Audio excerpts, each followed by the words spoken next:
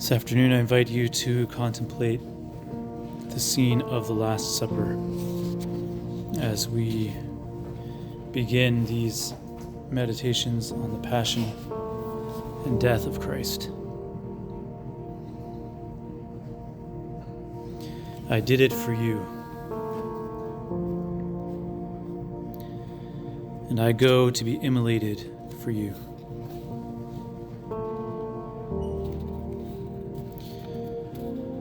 I think a good perspective to put on this is, how does someone act when they are about to die, when they know that they're going to die? We have so many beautiful examples of people who went to their death willingly and knowingly. One of my favorites is Jean de Brébeuf, his famous diary entry.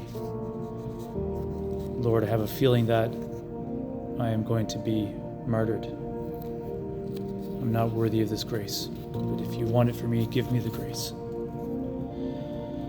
Or today's feast day, St. Edith Stein, who was executed in Auschwitz,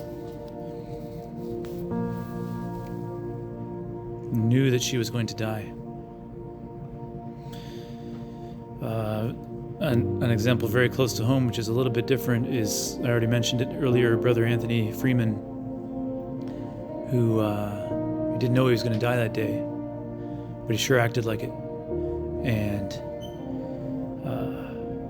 he lived with the intentionality of someone who was ready to die. I don't know if you know the story of how he wrote and published his book, that year he just had this feeling that he had to get that book published before Lent, because it was a book of 40 days, 40 reflections. So he wanted it published by Ash Wednesday, and worked so hard and pushed for it to get done, and got it done. And then the day that he died was Easter Sunday of the same year. After those 40 days were up, after the book was finished and meditated on and used for 40 days. It's like a legacy. When you know you're about to die, you have the opportunity to leave your message for the world. And that's the Last Supper. It's Christ's message for the world. In the Eucharist, in the washing of the feet, his message of love, of self-giving. And Christ is, at the same time, he's different from all of those people who give their last words or their testament or their legacy because they're saying goodbye to the world. Christ is not saying goodbye. He is coming back. And what he's about to do is just to go and save it. And what we're going to contemplate in these days is the way that he has chosen to save it. Taking upon himself everything that is evil, everything that is dark, everything hurtful, everything sinful, all of the pain, all of the wounds, all of sin, and all of the causes of sin, to take it on himself. He's about to ball all of that up into one disgusting, horrendous bundle and carry it away from us. He's about to take it all on himself and be buried in it, to take it to Calvary. If you like Narnia, it's beautiful, the image of the death of Aslan, surrounded by the most disgusting and horrific monsters, and all of them piling on top of him. Or another great image for this is the drinking of a poison.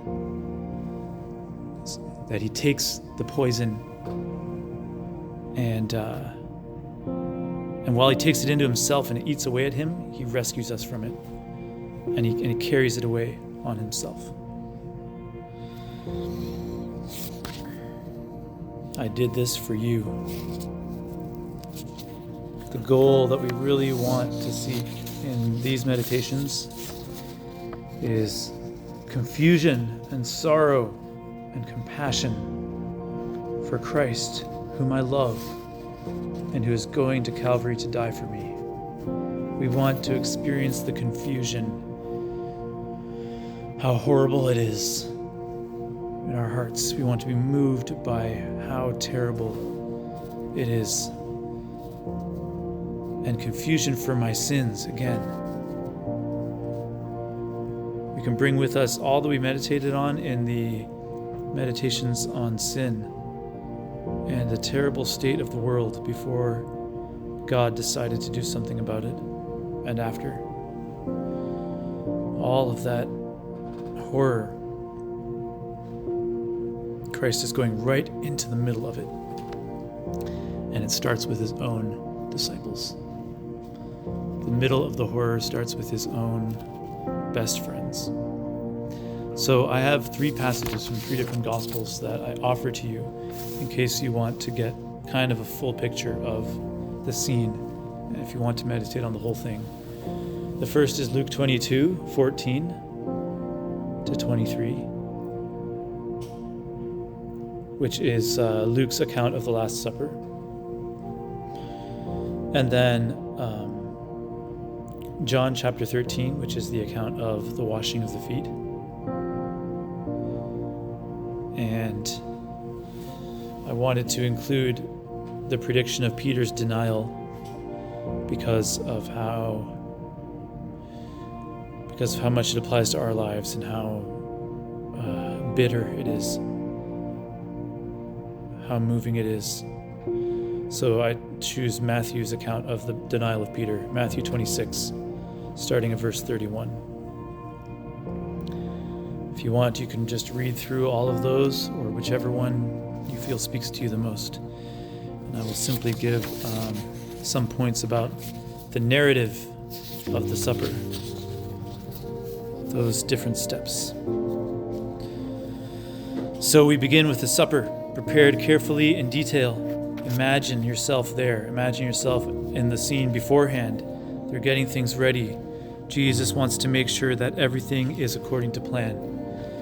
There has to be a bowl for foot washing and towels. He is meticulous, and yet it's all providential. The things are found there. And as they get there and begin, Jesus is going through all of these movements. The words that he says are all of such a symbolic value. He gives them bread, and he says, "This is my body." So picture him there with the disciples as if you're one of them. This is my body given for you. Again, trying to understand how much they understood, what they could have gotten out of that, how baffling it must have been for them. Trying to imagine what Jesus' face was like, what his expression was like, what his mood was like. I think it was somber and serious. There's no joking with him tonight.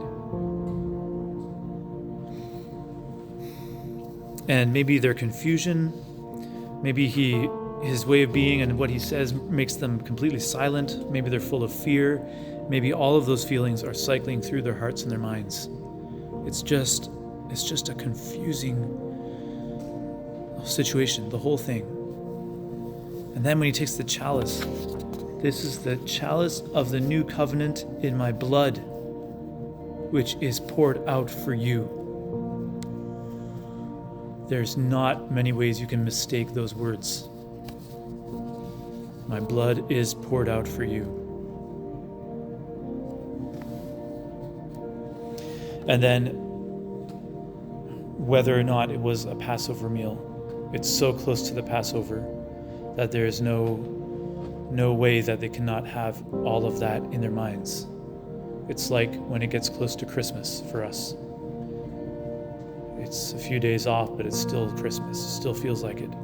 For them, it's the Passover season, and they are reminded of all of the history of the Passover constantly. The slavery in Egypt, the plagues, the lamb of sacrifice. They are accustomed to seeing lambs being sacrificed. And then you can contemplate the mind of Jesus in the midst of all this, what he is thinking of. Jesus knows all of those events.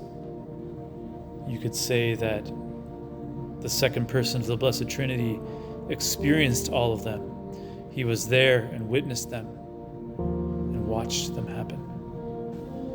The lamb being sacrificed by every family in Egypt, the blood being put on the doorpost and the lintels of every house.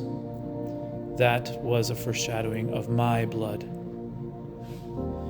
St. John Chrysostom, in a famous quote which is read on Good Friday, which you might remember, talks about that. Nowadays, Christians are saved from the devil by not the figurative blood, but the true blood on the lips of believers, the doors of the temple of Christ. The temple of Christ is each of us, our body. The doors to the temple are the lips, the mouth, and the blood of Christ received in the Eucharist is the blood of the Lamb put on the doorposts, the lintels of that temple, to save them from the devil. I think that was going through the mind of Christ that night when he held up that chalice, when he handed it to his apostles. If you recall the other foreshadowings, like the sacrifice of Isaac.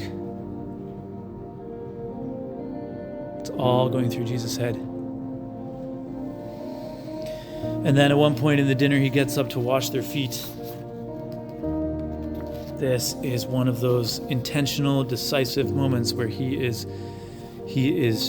knows that he's doing a prophetic gesture that is teaching them.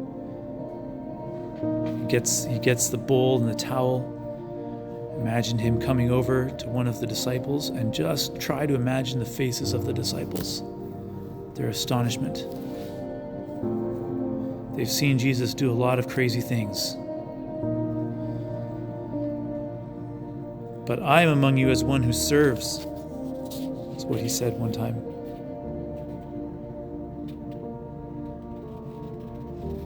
And he's calling them, he's inviting them to serve as he did. He makes it very explicit. You must serve one another. You must wash one another's feet. I think that serving like Christ requires the same sense of purpose and intentionality and determination. He woke up that morning saying, today is the day. Today I'm going to do this. Today I'm going to wash their feet. Today I'm going to give them the Eucharist for the first time. My body and my blood. I'm going to leave them my legacy today. If only we could have the same intentionality, the same decision in our lives. Today I'm going to get up and serve. Today is the day that I'm going to wash the feet of the souls that he sends in my path, of my brothers.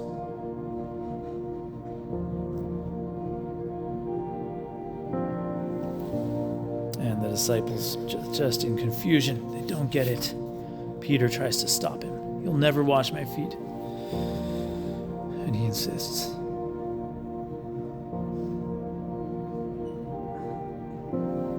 And then there's the moment when Jesus says, this very night you will all fall away on account of me.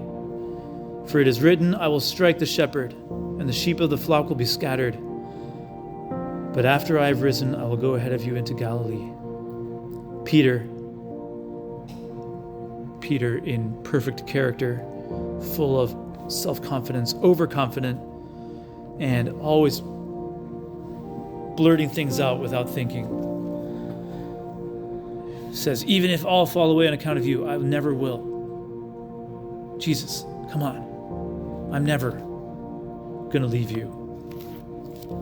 I'm never going to fall away. Doesn't matter what happens. In another gospel, he even gets out 2 swords. They're ready to fight.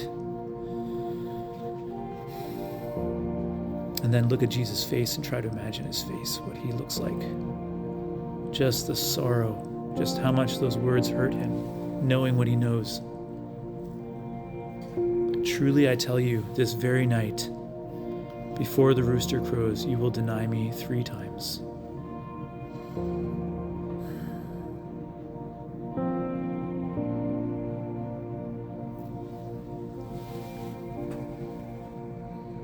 They're challenged in their belief in Jesus and their faith in him. They've seen him act like God. They've seen him know what he was up to all the time. They've seen him be so sure of himself, his intellectual capacity, his knowledge of the future. He's able to defeat the Pharisees in any argument, with any question they bring to him. He's able to overcome any kind of physical difficulty or obstacle, like storms and things, like death. But this just seems so absurd. It seems to contradict everything. Up until now, they thought this man just doesn't make mistakes. And now, he has to be making a mistake.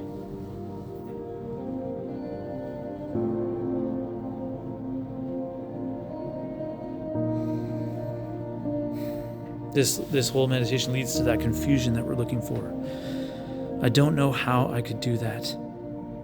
All the times that I was self-assured and self-confident, and yet I let Jesus down. I don't know how I could possibly do that. When I look at him, and that's why we do all these meditations on his life and contemplate him with love and just let ourselves fall in love with him again. And now we look at him and we're like, how could I ever leave him? And maybe that's why Peter really believed that he never would. Maybe that's why he really was sure that he would not leave him. He loved Jesus so much.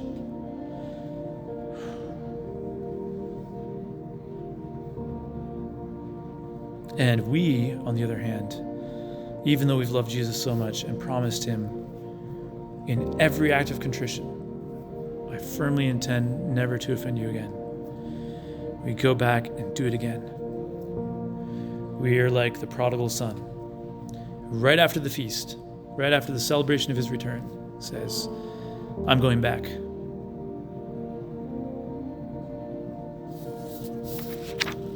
And Jesus gave each of them his precious body and his precious blood in the Eucharist. Jesus already gave them the fullness of the grace of his crucifixion, acting outside of time through the Eucharist. In every Eucharist, the fullness of Christ, all of the grace he won for us on the cross is present. In that Eucharist, it was present. The Catechism number 1386, which I believe I put on your handouts today.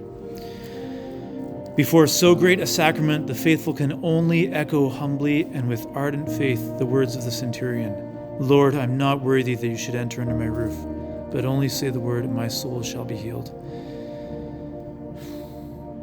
And in the Divine Liturgy of St. John Chrysostom, the faithful pray in the same spirit, O Son of God, bring me into communion today with your mystical supper. I shall not tell your enemies the secret. I shall not kiss you with Judas's kiss. But like the good thief, I cry, Jesus, remember me when you come into your kingdom. We are so unworthy of such a great gift.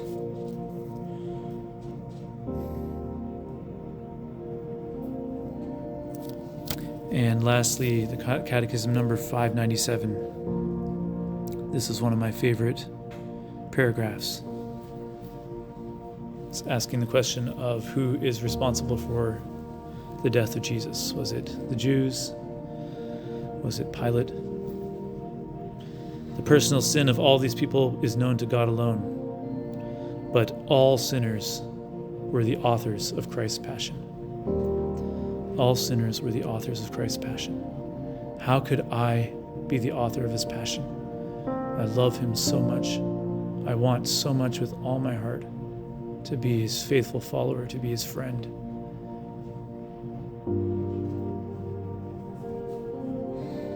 So I invite you to continue with a dialogue with Jesus, conversation with him. In that moment, in that scene, Jesus, don't do it. Don't go.